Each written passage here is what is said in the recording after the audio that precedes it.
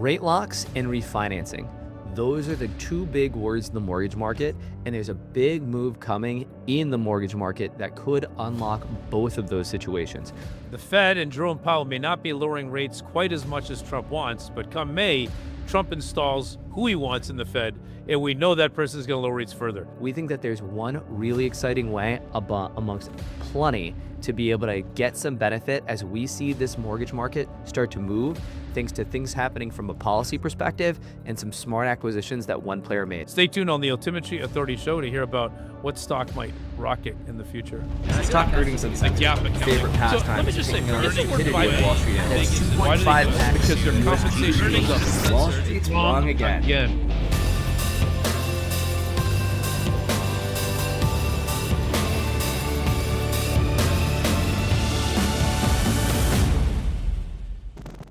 If you want to understand the US home market right now, the best lay of the land to do it isn't to look at home prices, isn't to argue about geography, isn't to argue about anything else. It's to actually look at who has what level of mortgage rate. This chart right here breaks out for us how many mortgage holders have mortgage interest rates that are below 2.5, which is awesome. I would love to have a below 2.5% mortgage, by the way. Up to 3, 4.5, 5, 6, all the way including the ones that are above 7% in terms of their mortgage. And the really important thing to understand why the U.S. housing market for existing homes is frozen is that 54% of U.S. mortgage holders right now have a mortgage rate that is below 4%. And what does that mean? Well, hey, look, it's been great news over the last year because mortgage rates have fallen dramatically. They've fallen from over 7% down to 6.15%. But even at 6 and call it 6 and an eighth to talk in old Wall Street terms approximately, you are still talking about a 30-year mortgage that is far and away above where anybody from those 54% that are below 4% would want to. I mean, still that 2% move is just so hard for them to get to.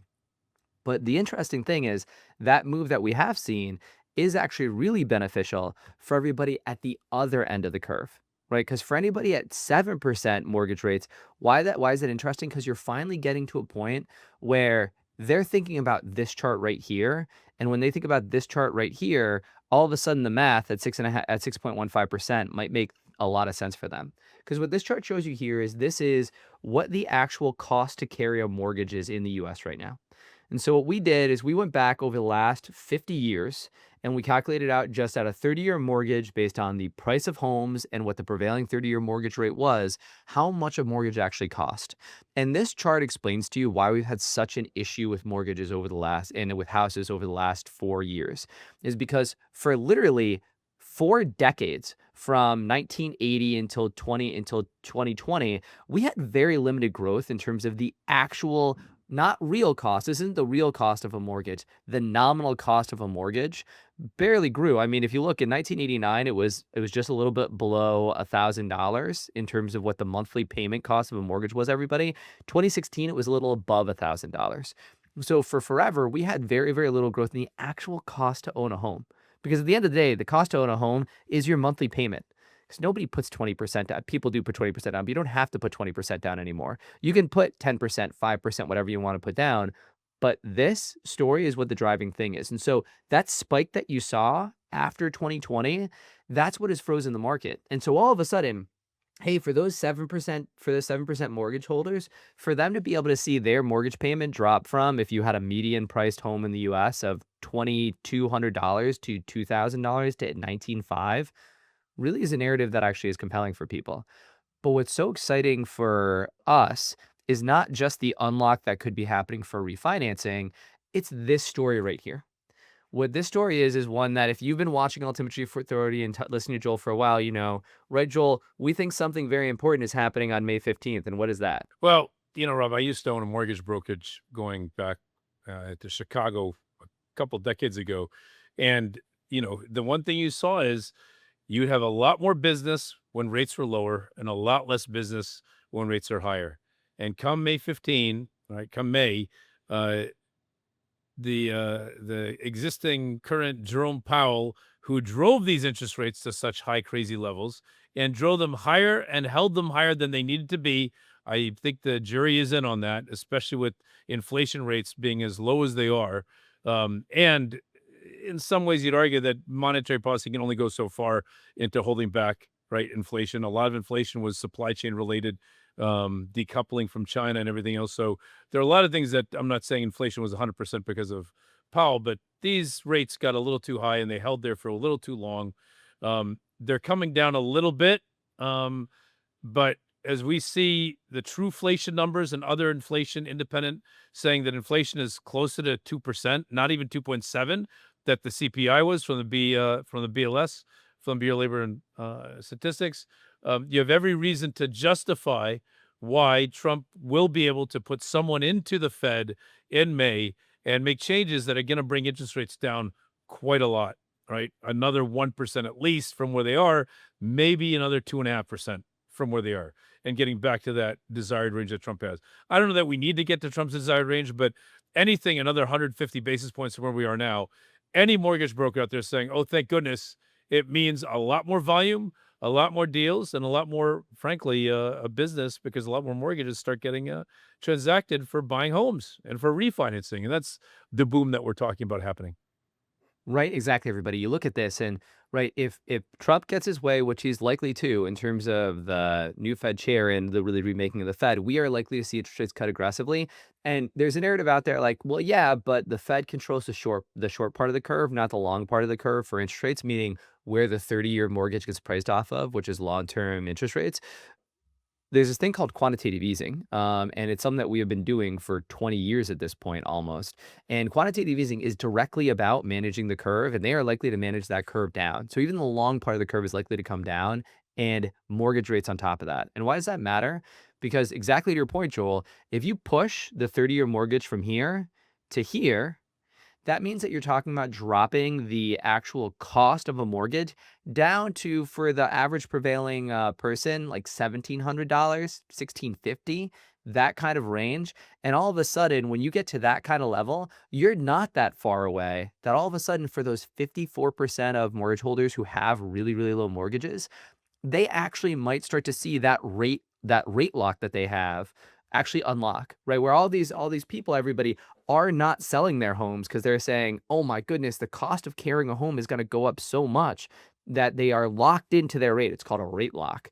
That all of a sudden they could get unlocked. And you could see this big story where both the 54% of players who are locked in right now and also that 7% refinancing wave, you could see a big story about both a refinancing wave and a rate unlock that no one's really talking about right now as much as they should be. And that's why we think that companies like, for instance, Joel, Rocket Mortgage are so interesting.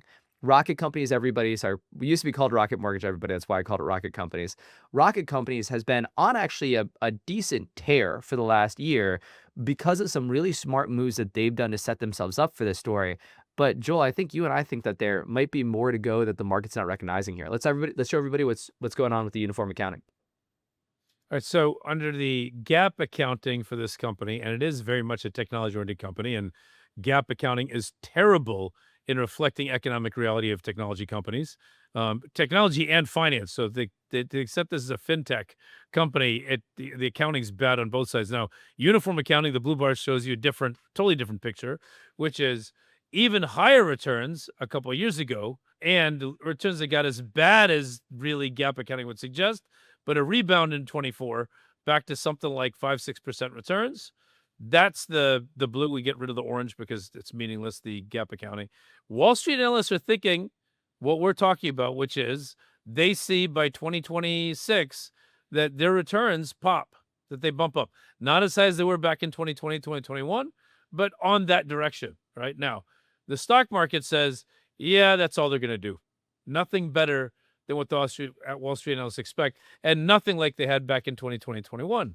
That might be interesting because this company has done a lot, as you said, Rob, to integrate itself. It bought Redfin. It bought a series of real estate brokers, so a little bit up and down the value chain, which does make it a little bit easier for the consumer when it's a one-stop shop. They don't have to go shopping for a real estate agent and then shopping for a mortgage broker, going to their bank separately and having them coordinate. There are some synergies to having this, and you'd wonder that with a rate cut a series of rate cuts from the Fed and the volumes we're going to see, why wouldn't this company start achieving a little bit higher returns than just what Wall Street has plugged in for 2026? Right. And I mean, Joel, you pointed out the idea of Redfin and the acquisition there. And the other acquisition that they did recently, everybody, is what's called Mr. Cooper. And what Mr. Cooper is a mortgage servicer that made them the, I think, largest at this point mortgage servicer in the United States, or one of the largest, if not the largest. So what they've basically done is they've really, truly vertically integrated here. And when you look and when you read through the analyst forecast, that bump in return on assets that analysts are forecasting in 2026, it's entirely just the benefit of those two things. Mr. Cooper, I mean, being a mortgage servicer is a phenomenal business to be in. It doesn't really actually price in anything from the perspective of that potential rate hike. I mean, the rate cut opportunities. So we look at this, everybody, and exactly your point, Joel. We say, hey, if we've got a refinancing wave and a rate unlock wave, and we've also got the benefit of more flowing through because they're vertically integrating and they're bringing more people from the new buyers and from the refinancing side of it because they already have the mortgage servicing relationship, we could see ROAs rise plenty more. The market's not pricing in, and that makes this company look really interesting to us. Rocket Hey, may rocket. if rocket may rocket, that's exactly right, Joel.